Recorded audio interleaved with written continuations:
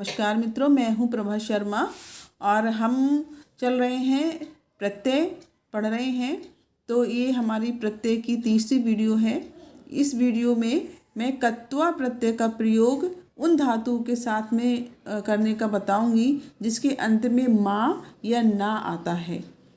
तो जानते हैं, जैसे गम धातु है, गम के अंत में माँ आ रहा है और फिर कत्वा प्रत्यय आ रहा है।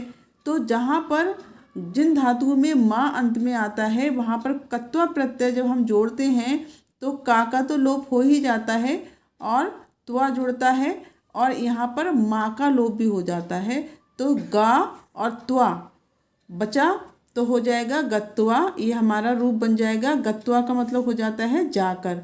याद रखिएगा, गम जहाँ पर माँ धातु के अंत में माँ आता है तो माँ का भी लोप हो जाता है और कत्वा प्रत्यय में का लोप होता है तो गा और त्वा बचता है तो हो गया गत्वा। गत्वा का मतलब हो गया जाकर। फिर है नम प्लस कत्वा। इसी प्रकार से फिर नम मतलब नमस्कार करना होता है, कत्वा प्रत्यय लगेगा, कत्वा कर के रूप में लगता है। यहाँ पर फिर माँ का लोप हो जाएगा क्योंकि माँ है और यहाँ का लोप होगा। फिर हो जाएगा ना और प्लस त्वा तो नत्वा। नत्वा का मतलब हो जाएगा नमस्कार करके। उसी प्रकार से जहाँ ना होता है धातुओं के अंत में तो ना का भी लोप हो जाता है। जैसे हन का मतलब होता है मारना, तो यहाँ पर ना है और इधर कत्वा प्रत्यय है तो ना का लोप हो जाएगा और इधर कत्वा प्रत्यय में का लोप हो जाएगा तो हो जाएगा हा प्लस कत्वा हत्वा। हत्वा का मतलब हो गया मारकर। ये आपका रूप बन गया और इसका अर्थ हो गया मारकर। लेकिन कुछ धातुएं हैं जैसे भ्रम और खन, ये अपवाद होते हैं। इनमें आपका जब भ्रम प्लस कत्वा आएगा तो इस धातु में माँ का लोप नहीं होगा। इसका उसी प्रकार प्रयोग होगा जैसे हलंत वाली धातु के साथ होता है। यहाँ पर बीच में आपका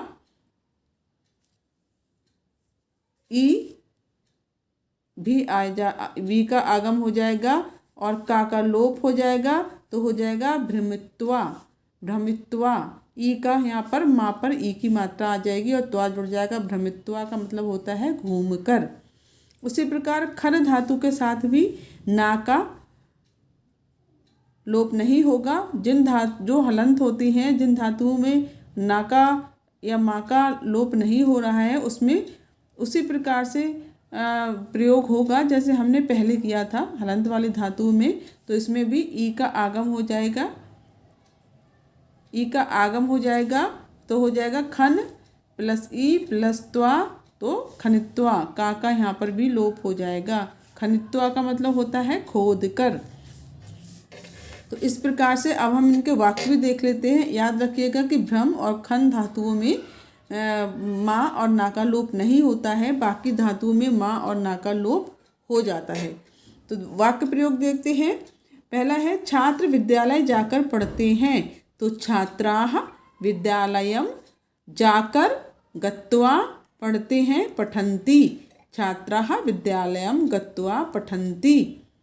उसी प्रकार से गुरु को नमस्कार करके जाओ। अगर हम यहाँ पे करके का प्रयोग करेंगे तो कत्वा प्रत्यय लगेगा। तो कैसे लगेगा? गुरु का गुरुम, क्योंकि यहाँ पे को लगा है, यहाँ पर कर्म में आ गया है तो गुरुम नमस्कार करके तो नत्वा। नम प्लस कत्वा आ जाएगा यहाँ पे नत्वा जाओ गच्छ। गुरुम नत्वा गच्छ।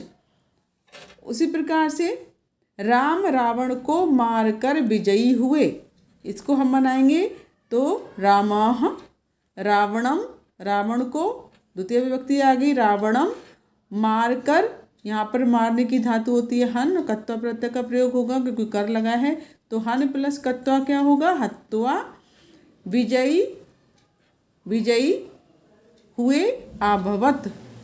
रामः रावणम हत्वा विजयी आभवत। राम रावण को मारकर विजयी हुए। तो ये आपका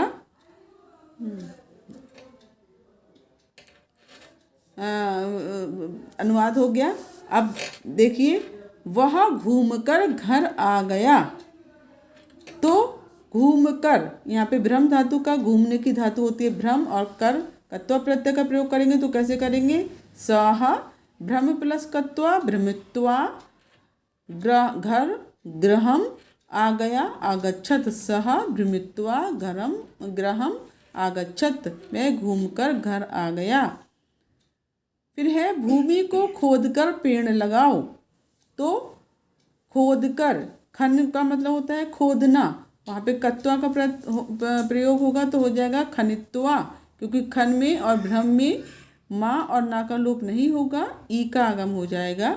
तो यहाँ पर